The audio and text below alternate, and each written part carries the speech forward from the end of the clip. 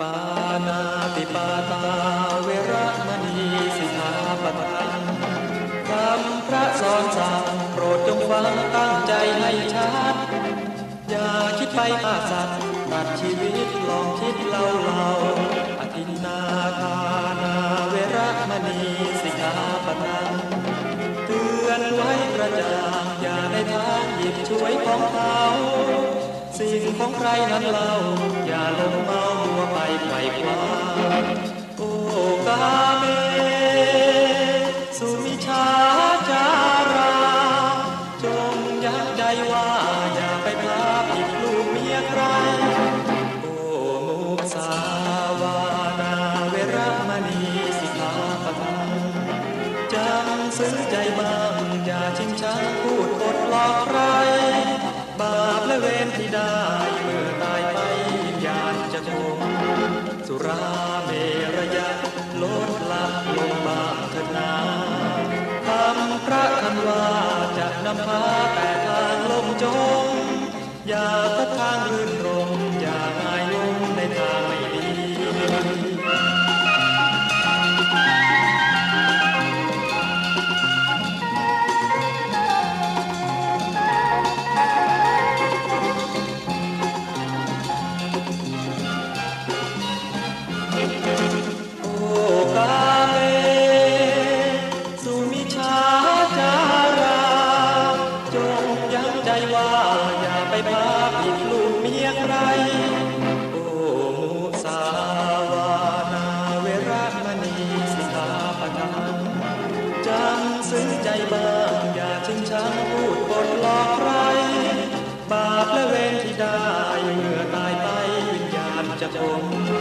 สุราเมรยะลดละลงบางเถิดนาคำพระคันว่าจะนำพาแต่ทางลมจมอย่าพบทางอื่นรมอย่าง่ายงมในทางไม่ดีอย่าพบทางอื่นรมอย่าง่ายงมในทางไม่ดีอย่าพบทางอื่นรมอย่าง่ายงมในทางไม่ดี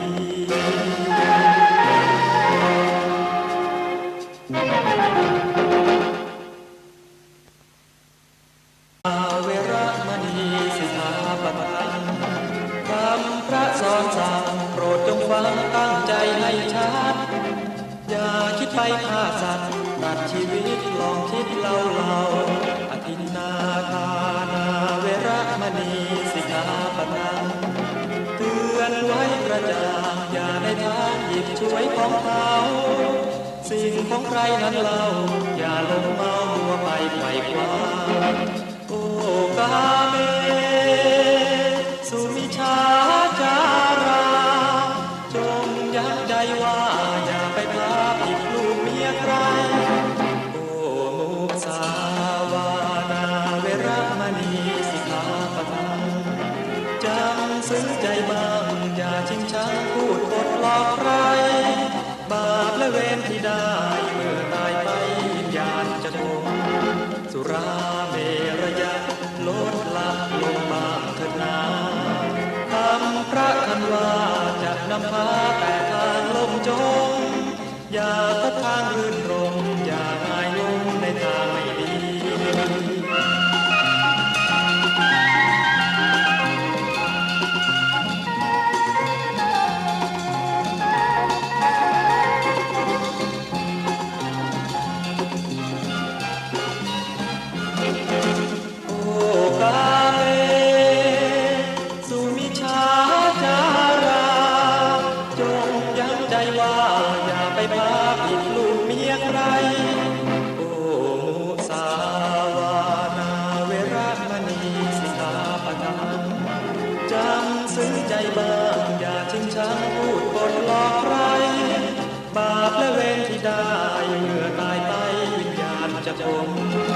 สุราเมรยะลดละลงบางเถิดนาคำพระคันว่าจะนำพาแต่ทางลมจมอย่าพบทางอื่นรมอย่าง่ายงมในทางไม่ดีอย่าพบทางอื่นรมอย่าง่ายงมในทางไม่ดีอย่าพบ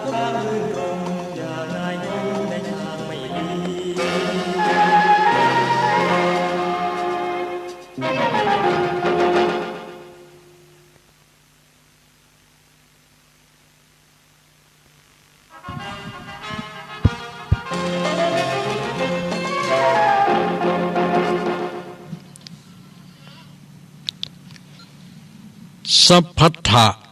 ทุกขัสสะสุขังปหานังละเหตุแห่งทุกข์ได้เป็นสุขในที่ทั้งปวงอัพพยาปัชชังสุขังโลเกความไม่เบียดเบียนเป็นสุขในโลกเจริญสุขเจริญสีเจริญมั่งเจริญมีเจริญคุณงามความดีแก่ครูบาอาจารย์พระสงฆ์องค์ข้าเจ้าสามเณรแม่ชีขโยมศรัทธาหน้าบุญอุบาสกที่เป็นปดใจอุบาสิกาที่เป็นแม่หญิงทุกคนทุกท่านที่กำลังเปิดเครื่องวิทยุรับฟังรายการประทีปธรรมวันพฤหัสบดีหรือว่าวันพัดเนาะวันพัดนี้ก็เป็นวันพัดวันที่8 ธันวาคมพุทธศักราช 2565 เดือน 3เหนือคืน15 ค่ำในวันนี้กำเดียวก็ถึงเฮาเมาเนี่ยการเนี่ยงานเนี่ยนั่นเนี่ยนี่ถึงวันพัดแถมหม้อตุลุงจะได้มาออกอากาศนำเอาธรรมะมาเผยแผ่ให้แก่ญาติโยมทั้งหลายเนาะได้รับฟังกันแก้ง่อมแก้เครียดแก้ซิง เพราะว่าฟังธรรมะนี่มัน จิตใจแจ่มใสแล้วเนาะถ้าฟังธรรมะแล้วจิตใจแจ่มใสนี่โอ้นักแก่เนอะนี่ต่างสถานีเนาะวิทยุดอยหมอกเรดิโอคณะทีมงานของคุณโยมดารุณีที่ขึ้นความถี่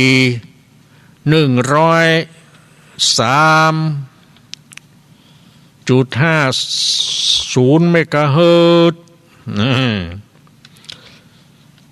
และก็สถานีวิทยุในเครือข่ายแถมซาวกว่าสถานีจำมาได้ที่ไหนพ่องเนาะโอ้มีนักมีหลาย ในเครือข่ายเดียวกันนี่เพื่อนจะถ่ายทอดสัญญาณสืบต่อกันไปให้ญาติโยมทั้งหลายได้รับฟังกันบอกว่าไกลบอกว่าใกล้บอกว่าอยู่ที่ไหนที่ใดก็สามารถเปิดเครื่องวิทยุรับฟังได้เนาะ นอกจากว่าทานไฟแบตทานมันอ่อนได้มันจะเสียงขาดหายกุ๊กกักอีนะเปลี่ยนทานเนี่ยแต่การเปลี่ยนทานจะไปเปลี่ยนเท่าก้อนน่ะเปลี่ยนถึงชุดน่ะเปลี่ยนถึงชุดเลยถ้าเปลี่ยนถึงชุดนี่มันจะได้ไปหมื่น เราต้องกลัวเสียสตางค์มันเพราะว่าพ่ออุ้ยแม่อุ้ยนี่ส่วนมากก็มีวิทยุเอาไว้ฟังข่าวเอาไว้ฟังตุเจ้าเทศ เนาะ ถ้าเป็นคนหนุ่มคนกำนี่ฟังเอาไว้ฟังเพลงนี่หัวนี่เปิดเมินพ่องนี่นะ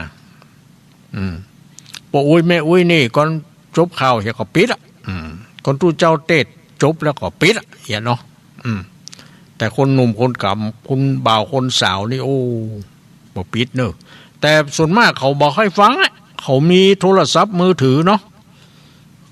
เขาก็ ฟังในมือถือของเขาอะนะพอเขามีอินเทอร์เน็ตมีอย่างเนี้ยเนาะมันเทคโนโลยีนี่มันทันเหตุการณ์สมัยเนาะ เขาจะอยู่ที่ไหนอย่างใดก็รับฟังกันได้หมดนะฟังแล้วเป็นจะได้อีกก็เป็นจะได้ก็หมายความว่าฟังแล้วจิตใจมันดีขึ้นกออีกที่มันเครียดกับการกับงานกับลูกกับหลานกับหมูหมากาไก่กับปัญหาอันยังต่างๆเหล่านั้นโป่งไว้กอวางไว้กอ ก็ว่าบ่โป่งบ่วางมันนี่เนาะถ้าบ่โป่งบ่วางมันก็นักง่อนนักหัวคิดอยู่อย่างนั้นมันต้องโปร่งต้องวางอย่าเหมือนกับเอาหาบนักเนาะถ้าเขาบ่โป่งบ่วางนั่งเอาแหงเอาพัดมาวีเหือมันมุดมันใจมากปากดีถ้ามีน้ำก็เอาน้ำมาดื่มมาล้างหน้าล้างตา ต้องมีชีวิตชีวาขึ้นมาโลกกำลังวังชามีขึ้นมาเนี่ย สามารถที่จะเต้วไปตั้งหน้าได้แถม นะ เนี่ยโอ้น้ำนี่ก็เป็นยาขนาดวิเศษเหมือนเนาะ โอ้ย ฝนก็คงจะหยุดจะยั้งแล้วนะบัดเดี๋ยวนี้มันเข้าสู่หน้าหนาวโลกหนาวอ้อนฮอดแล้วนะต่อไปจะหนาวไปทิเกี้ย โอ้เฮาก็ต้องรักษาสุขภาพเนาะของไผมันโดยเฉพาะกับคนสูงอายุสูงไม่ใช่อายุต่ำนะ อายุสูง ฮันไอละฮันเนี่ยมันเปลี่ยนอาการนะเฮาก็จังเป็นโลกปีไหนเตื้อเป็นเตื้องเนี่ยประมาณเดือนเนี้ย ใกล้จะอย่างเนี้ย มันจะคันคอยุบยับอันยังมันบ่หูบ่ไอถึงบ่ได้ แต่ถ้าเฮาป้องกันไว้ก่อนก็ดีส่วนมากเขาจังลืม ยานี่บางทีก็ลืมกินว่าเมาอันยังหูเนี่ยโรคมันเลยนานหายแล้วก็หายเป็นอย่างกันเนาะถ้าเราเอาจิตใจจดจ่อกับมันก็คงบ่เป็นหยังผ่านพ้นไปได้ด้วยดีเนาะแต่บ่มันเป็นไปบ่ได้เพราะทุกคนเกิดมาจะต้องเกิดแก่เจ็บตาย เป็นของธรรมดาเนาะ ที่เฮาเคยสวด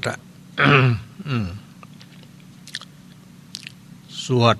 เรื่องกรรม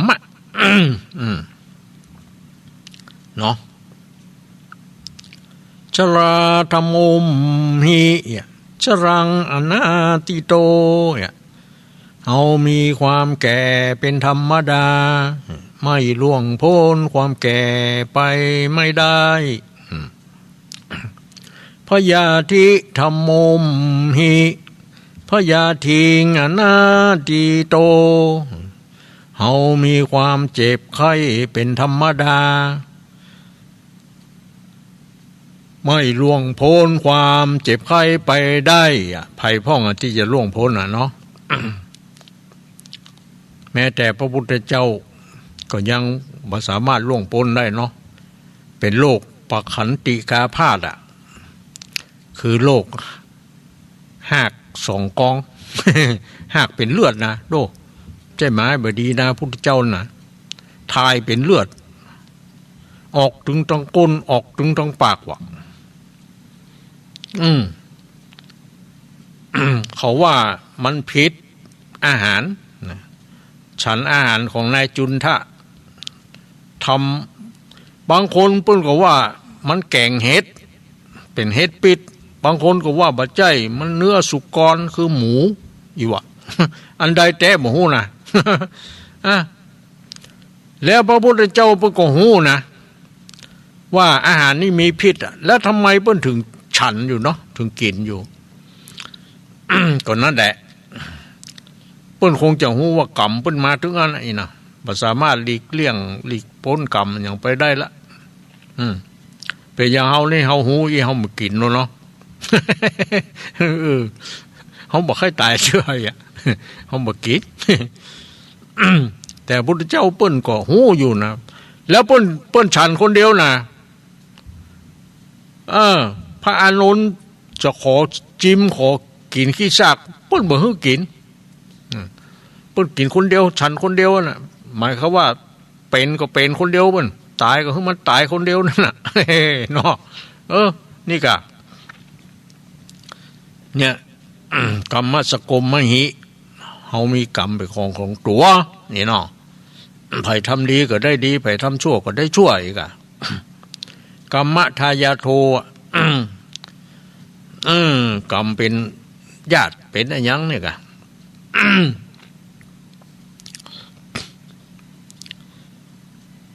กรรมโยนิมีกรรมเป็นกำเนิดกรรมพันธุมีกรรมเป็นเผ่าพันธุ์เนี่ย กรรมปฏิสรโนมีกรรมเป็นที่พึ่งพาอาศัยอย่าเนาะ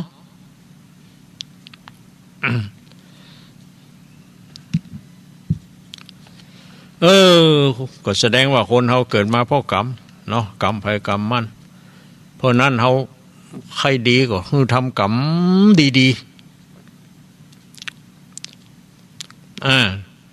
กรรมให้จะไปกรรม กรรมดีกรรมมันยังทุลุงกรรมดีงัวกะกรรมดีควายกะเอาดีงัวดีควายดีหมูมากรรมกะ ไม่ใช่ อย่างบางคนเขาจะทำงานทำบุญขึ้นมงคลบ้านใหม่อะ ไปพอวันที่ไหนก็ว่าบดี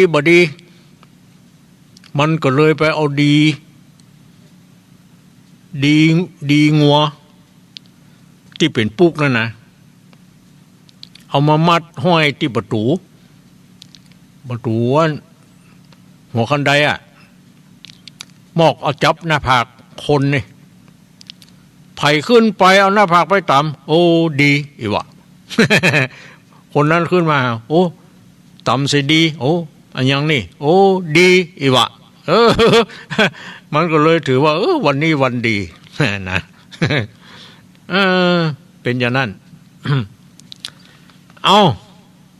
เขาก็เข้าสู่รายการตะกี้เอา อันยังเอาภาษิต มาจากธรรมบทคุตกะนิกาย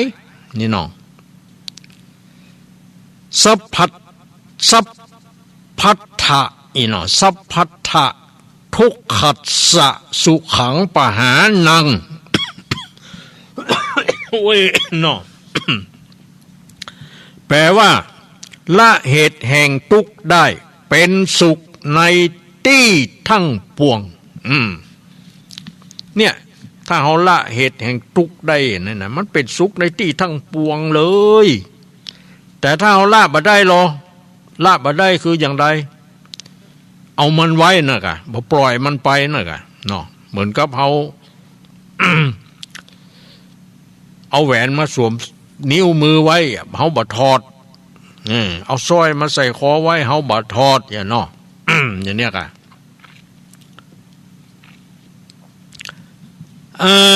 อันยังเป็นเหตุแห่งทุกข์ญาติโยมอันยังเป็นเหตุแห่งทุกข์นี่ถึงวันเนี่ย เคยบรรยายอธิบายมาหลายครั้งหลายทีเหมือนกันไผยังจำได้พ่อง คนเฮาถ้าบ่มีตัณหาเหี่ยมันบ่ทุกข์เนาะตัณหาคือความทะเยอทะยานดิ้นรนความอยากและคนเฮาถ้ามันบ่อยากอย่างมันบ่ทุกข์เนาะมันบ่ได้สร้างกรรมสร้างเวรอะไรอย่างแต่ถึงวันนี้เฮามันอยากกินข้าวอยากกินลาบอยากกินก๋วยเตี๋ยวอยากกินขนมเส้นอยากสปะอยากมั่งอยากมีอยากดีอยากเด่นวะมันถึงอยากทั้งนั้นแหละ ความอยากเนี่ยนี่แหละเหตุเกิดแห่งทุกข์คือความอยากนี่นะจำไว้นะเนี่ยตัณหาจัดว่าเป็นตัวต้นเหตุแห่งทุกข์ทั้งปวงตัณหาคือตาหันเนาะตัณหาก็คือตาหันถ้าตาบหันหูมันก็ซ้ำได้ยินแถมเหมาะหูมันบ่ได้ยินแต่หูดังมันสาบเนาะต้องไผสาบขั้วมีที่ไหนหาหอมหอมซึ้งนี่เราบางคนต้องคิดถึกเต้นยำหยับ ก็ยากเนาะ เนี่ยนะก็คือตัณหาเนาะจำไว้ตัณหาเนี่ยจัดว่าเป็นตัวต้นเหตุแห่งทุกข์ทั้งปวงเนาะถ้าเขาบอกมีตัณหาเหี่ยยังมันก็บ่ทุกข์มีตัณหาน้อยก็ทุกข์น้อยมีตัณหาปานกลางก็ทุกข์ปานกลางเนาะมีตัณหานักทุกข์ก็นักแน่นหนาเนี่ย บุคคลผู้มีตัณหาอยู่ก็ยังเป็นทุกข์อยู่ร่ำไปตราบใดที่บ่ละมันนี่นะมันก็เป็นทุกข์อยู่ตลอดบ่มีความสุขเลยเมื่อเป็นละอ่อนก็ทุกข์เมื่อเป็นเบาเป็นสาวขึ้นมาแถมก็ทุกข์เลยมาเป็นกลางคนมีครอบครัวมีผัวมีเมียแล้วมีลูกแล้วก็ยังทุกข์นะไปบ่พอเท่าแก่มานี่แถมหน้าที่จะปงจะวางจะยังอยากอยู่มันก็ทุกข์อยู่นั่นแหละเนาะ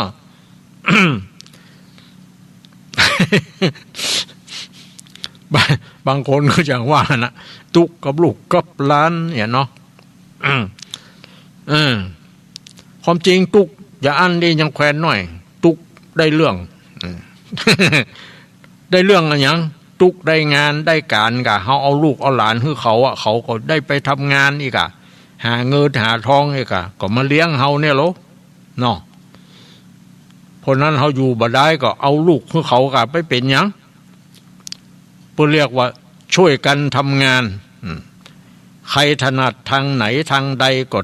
ทำไปทางนั้นนี่นะอย่าอยู่บ่ได้อันนี้เพิ่นว่าจัดเป็นตัณหา เนาะ ทีนี้การที่จะละตัณหาได้นั้นจะต้องมีการเจริญอริยมรรคมีองค์8นะจำไว้นะอริยมรรคมีองค์8มีอย่างพ่องก็ไปดูไปพอหนังสือนักธรรมจันตรีกะมรรค8มรรค4ผล4นิพพาน1 มรรค8มรรคมีองค์8มรรคแปลว่าหนทางหนทางอะไรอย่างหนทางที่เขาจะเตียวกะบ่ใช่หนทางที่เขาจะเอาเท้าเตียวนะมันเป็นหนทางที่จะเอาจิตเตียว ที่จะเอาใจเตียวที่จะเอาใจไปนะมรรคหนทางนี่เนาะ อริยมรรคก็แปลว่าหนทางอันประเสริฐหนทางอันประเสริฐคือหนทางอย่างไรหนทางลาดยางกะ บ่ใช่เนาะ หนทางแห่งชีวิตนะ หนทางแห่งชีวิตอริยมรรคแปลว่าหนทางอันประเสริฐมีอยู่8 มีอย่างพ้องมีสัมมาทิฏฐิเป็นต้นเป็นเก้าไปดูกันเนาะมักมีองค์8เนี่ยพ่ออุ้ยแม่อุ้ยบางคนเขาวัดเขาวานี่เคยฟังทุเจ้าเปิ้นเปิ้นเล่าอยู่จำอยู่เนาะแต่บางคนนี่ก็บ่ฮู้บ่จำมักอันหยังกูบ่เคยหัน เนาะกูบ่มักอันหยัง เนี่ยเป็นเพราะว่าเป็นมรรคอันนี้มันเป็นมรรควิสุทธิคือความหมดจดนะในการที่จะดับทุกข์เนี่ยมันต้องใจมรรคเนี่ยคือหนทางแห่งความดับทุกข์นี่นะเอาจนถึงนิโรธว่ะนิโรธคือ ทางแห่งความดับทุกข์ โอ้อันนี้มันต้องศึกษาลึกศึกษาเข้าไปอยู่อันนี้ก็ฟังไปคร่าวๆไว้ก่อนดีกว่าเวลาเขาอธิบายขยายความญาติโยมบ่ได้เฮียนมาก็บ่เข้าใจ เนาะ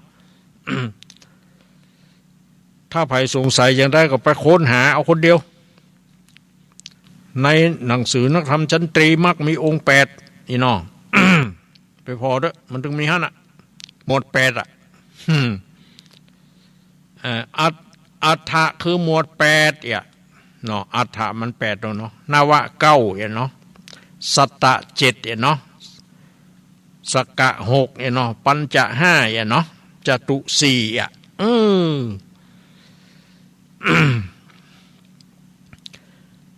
เปิ้นบอกว่าถ้าหากดับตัณหาเสียได้หมดแล้วเนี่ยโดยเด็ดขาดนะมันต้องใช้มรรคนี่นะมันถึงจะตัดขาดได้แต่ถ้าเอาบ่ใจมรรคนี่นะ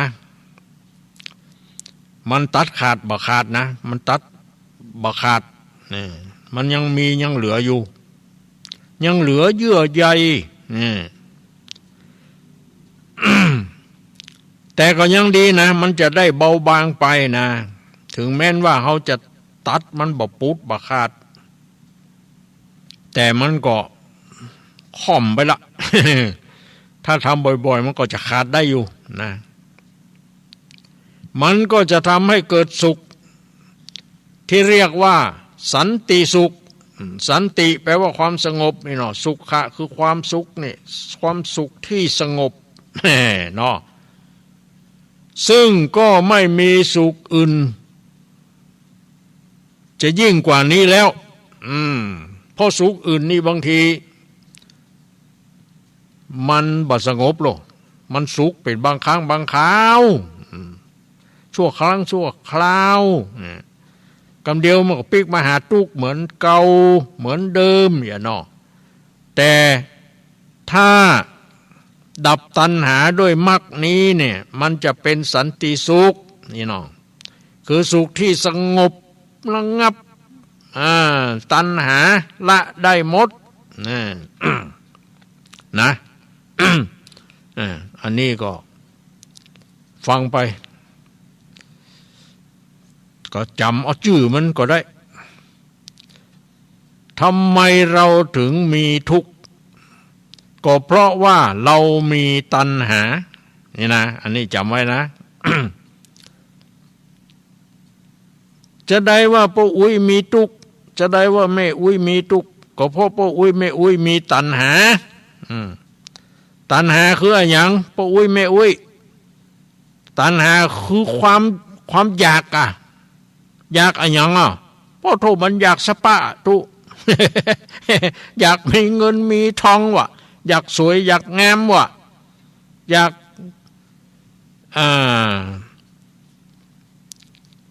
อยากเป็นคนดี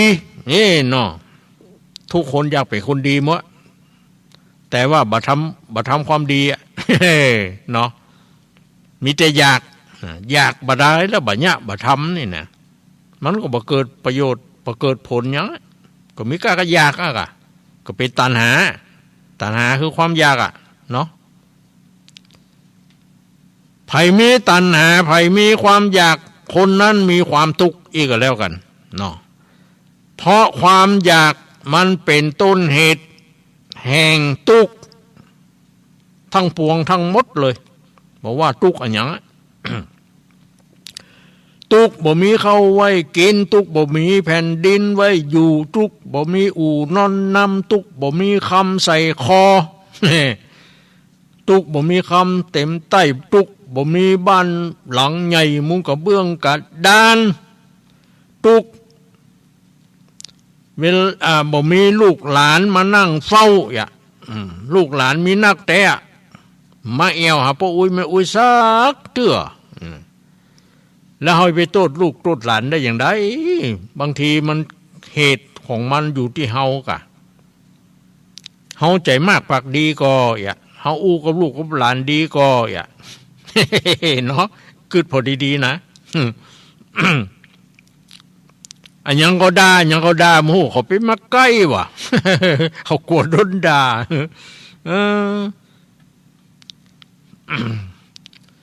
เสียเตือแม่มันใจอีน้อยเอานี่ไปให้อุ้ยก็มาบอกไปเนาะ เว้เอานี่ไปให้อุ้ยก็มามึงใหญ่มึงบอกไปกลัวอุ้ยอีวะกลัวมันยังอุ้ยจังด่าเนี่ยเอาไปคนขี้ด่าก็บ่ดีนะลูกหลานบ่ใกล้นะจะไปด่าเขาสอนเขาดีๆเอาน้ำอ้อยน้ำตาลสอนนะจะไปเอาเสลียมน้ำเสลียมลวกมาสอน โขม อีน้อยบ่อายไอ้ล่าอีกถ้ามันจื้อบ่ใจล่าก็จังมันห้องเอา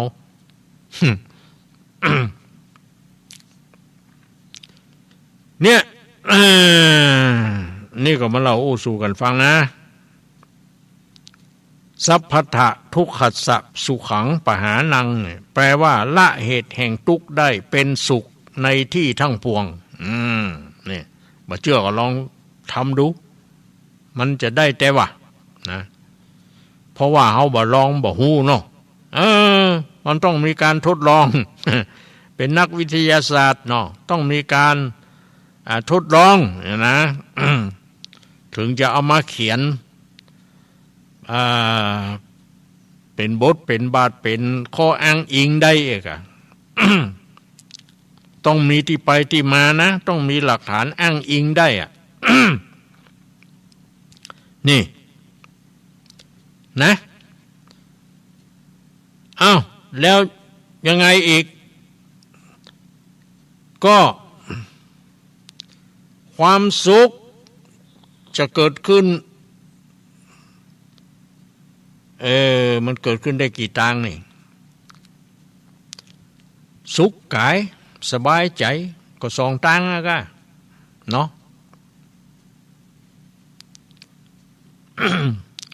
สุขกายก็ร่างกายบ่มีโรคภัยไข้เจ็บเบียดเบียนอย่างเงี้ยอยู่ดีมีสุข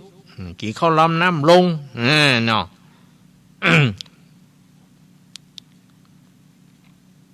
กินยังก็กินได้หมด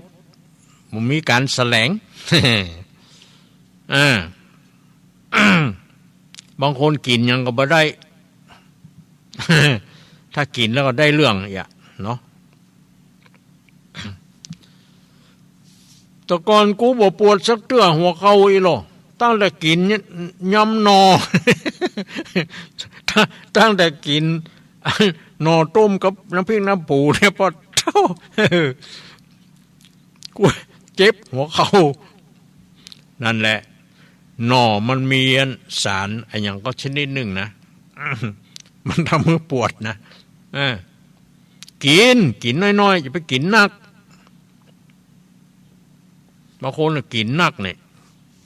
แล้วกินถึงวันตัวอ่ะแต่ว่าขั้วนอนี่หรอวันนี้หรอแกงนอ จะเนี่ยหน่อทั้งนั้น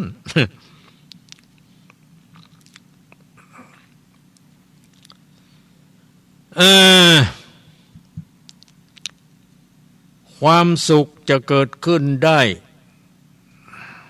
ก็อยู่ที่ตัวเฮา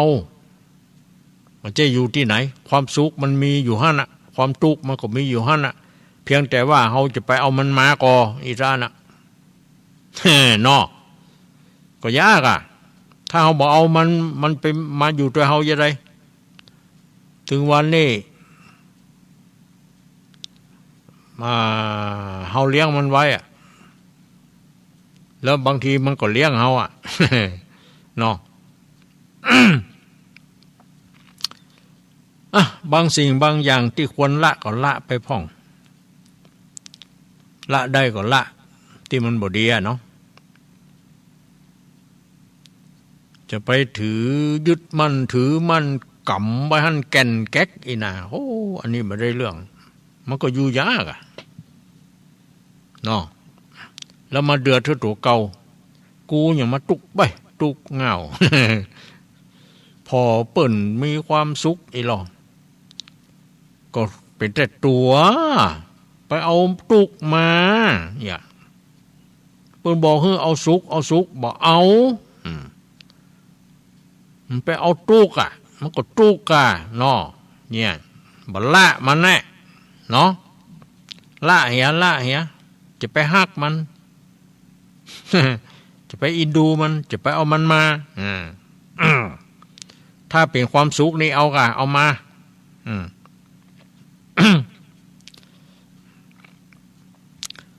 สุขกายสบายใจโอ้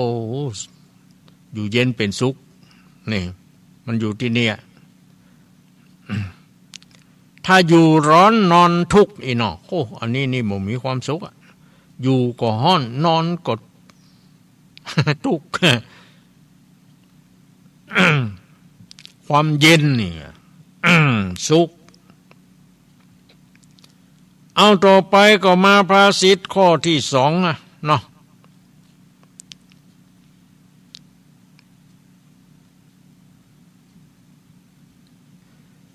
ภาษิตข้อที่2นี่บอกว่าอัพยาปัชชังสุขังโลเกแปลว่าความไม่เบียดเบียนเป็นสุขในโลกเนี่ยถึงวันให้เราเบียดเบียนกันก็ถ้าเราบ่เบียดเบียนคนบางทีเราก็ไปเบียดเบียนสัตว์เนาะนี่ได้ชื่อว่าเบียดเบียนมั้งนะหรือเราบ่เบียดเบียนคนอื่นบางทีเราก็ไปเบียดเบียนลูกหลานเบียดเบียนนั่นมันหมายความว่าจะใดมันอย่างใดถึงเรียกว่าเบียดเบียนเนาะความเบียดเบียนนี่เนี่ยเปิ้นหมายถึงการข่มเหงรังแกนะข่มเหงรังแกสวกนั่นแหละ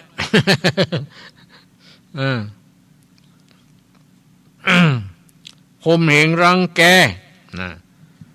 แล้วก็มีความคิดมีความปรารถนาให้เขาได้รับความทุกข์ทรมานนี่สะใจอย่างนี้นะหันคนอื่นทุกข์สะใจอย่างนี้นะอันเนี้ยก็เรียกว่าข่มเหงรังแกเฮามีกำลังนักไปข่มเหงรังแกคนมีกำลังน้อยเนี่ยนะเฮามีความหูนัก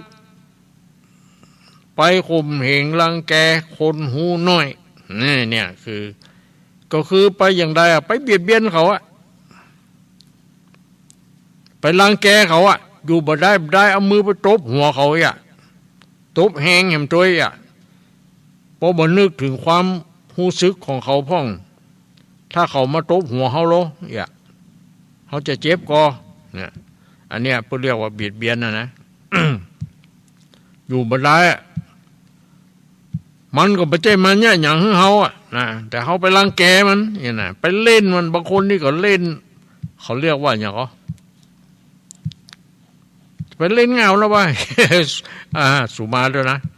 จิตใจกำหยาบเนี่ยก็มันเป็นอย่างอันแต่เนาะบางคนแบบไปเล่นเงานะไปเล่นเงานะอย่างใดนี่เล่นเงา ก็คือเล่นแบบให้คนอื่นได้รับความทุกข์นั่นแหละเนาะคือมันบ่พอใจเนี่ยไปข่มเหงรังแกคนมีกำลังนักไปข่มเหงรังแกคนมีกำลังน้อยคนมีกำหูนัก ก็เอากำหูนะไปข่มเหงรังแกคนมีความหูน้อยนะเช่นอย่างมีคดีข้อความอย่างกันเนี่ยเฮาหูกฎหมายไอ้น้องเอากฎหมายที่ เฮาหูนะไปข่มเหงรังแกเขาเนี่ยนะแทนที่จะไปออมชอมแทนที่จะไป พูดหาทางออกฮือเขากลับไปอย่างอันซ้ำไปข่มเหงรังแกไปบับไปไหมไปเรียกเอาทรัพย์สินเงินทองของเขาอย่างอ่ะทางด้านที่เขาก็บ่มีเนาะหาเช้ากินค่ำจำเป็นต้องไปกู้หนี้ยืมสินไปขายที่สวนที่บ้านที่จองว่าขายยังเนี่ย อันเนี้ยเรียกว่าเขาไปข่มเหงรังแกเขานะ นั่นที่จะช่วยแนะนำบอกกล่าวให้เขาหาทางออกให้เขานะเพราะเขาบ่ได้ศึกษาเขาบ่ได้เรียนหู้มาเรื่องตัวบทกฎหมายเนี่ยเนาะเขาจะไปเอาความฉลาดของตัวเองนะไปข่มเหงรังแกคนอื่นนะอย่างน้อยเขาขอให้มีเมตตาด้วยเมตตาความฮักถือว่าเป็นเพื่อนมนุษย์เดียวกันนี่เนาะ คนเฮานี่ถ้าเกิดเอาใจเขามาใส่ใจเฮาเอาใจเฮาไปใส่ใจเขาอย่างน่ะเนาะในทางที่ดีนะมันจะบ่มีเรื่องอย่างนะมันจะฮักกันน่ะมีอย่างปันกันกินน่ะนะมันจะบอกว่าร้ายป้ายสีจะบ่มีขโมยตัวลักจะบ่มีไผทำผิดทำอะไรอย่างไผถึงบ่ได้เบียดเบียนกันน่ะถึงวันนี้มันบ่เป็นอย่างนั้นในสังคมเฮาถึงวันนี้นะฟังข่าวดูข่าวกันนะ ไผกำลังนักก็เอากำลังของตัวเองไปข่มเหงรังแกคนที่มีกำลังน้อยนะดูอ่ะ คนมีความรู้เอาความรู้ของตัวเองไปข่มเหงรังแกคนที่บ่มีความรู้อย่าเนาะ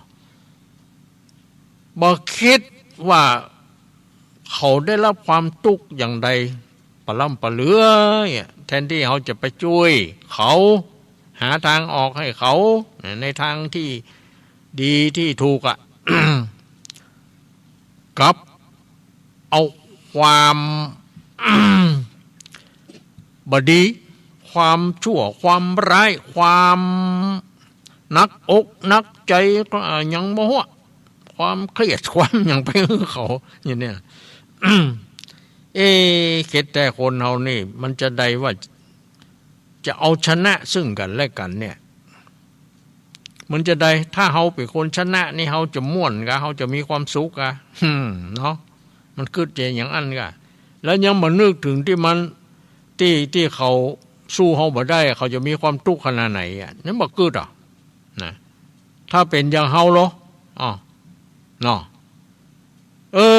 นี่คนเฮามันเป็นอย่างเนี้ยถึงวันนี้ มันบ่ฮักกันแท้นะบางทีเป็นผัวเป็นเมียกันมีครอบครัวเนี่ยก็จะเอาชนะซึ่งกันและกันอยู่หั่นน่ะเถียงกันไปก็เถียงกันมาก็บ่เกิดประโยชน์อะไรหยัง เนาะ แต่ก่อนมีผัวเมียกู้เหรอบ่ได้ก็พิษกันเถียงกันด่าอย่างกันเอิ้นไป2-3บ้านเขาดินกีจดกะ ดินกีเขาหุ้มอ่ะ เฮ้เงียบก็โลดักปิ้งอ่ะมันกวดให้กวดรุนดินกีเนาะ เมื่อใดก็พิษกันเมื่อใดก็เถียงกันเดือดนั้นสันเล่าผัวเมียกู้นี่ละห่างกันไปก็บ่เหมือนมาปีกมาหากันแหมหม้อเขาจะพิษกันเนี่ยหยั่งนี่เนาะ พิษแล้วบ่ใจมีเงินมีทองขึ้นมาหรอพิษแล้วบ่ใจงามบ่ใจสวยขึ้นมาหรอดีขึ้นมาหรอบ่มีเนาะมีแต่เลวแต่ร้ายลงไปเรื่อยๆอ่ะก็นั่นแหละมันบ่ยอมกันนั่นแหละมันมีตัณหานั่นแหละมันมีความอยากนั่นแหละ มันถึงมีความทุกข์อ่ะ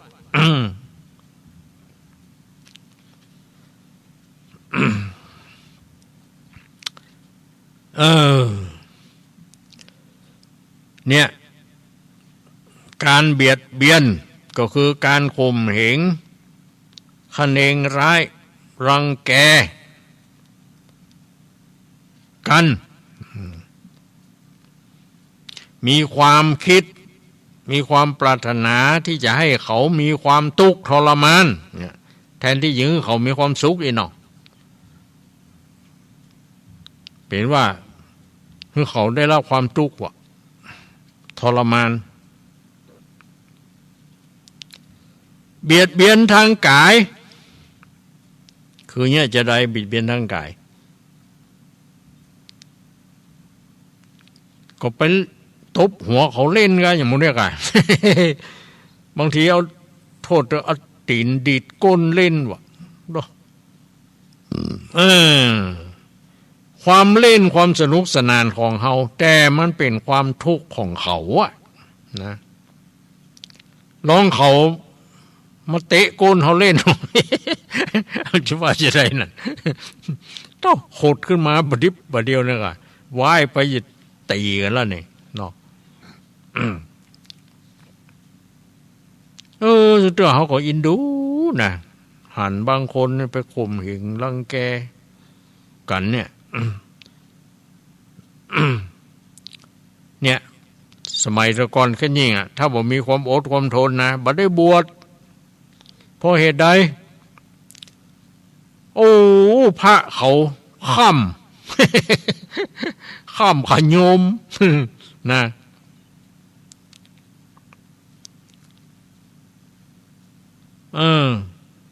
ใจอย่างบะเต้าบะตันบะเต้า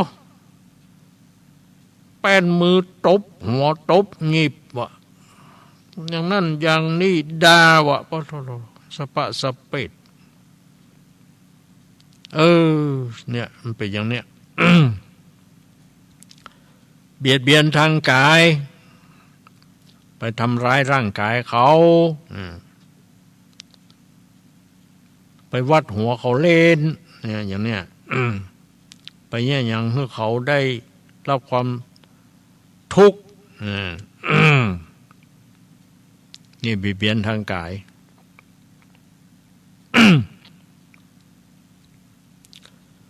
เบียดเบียนทางวาจาก็ไป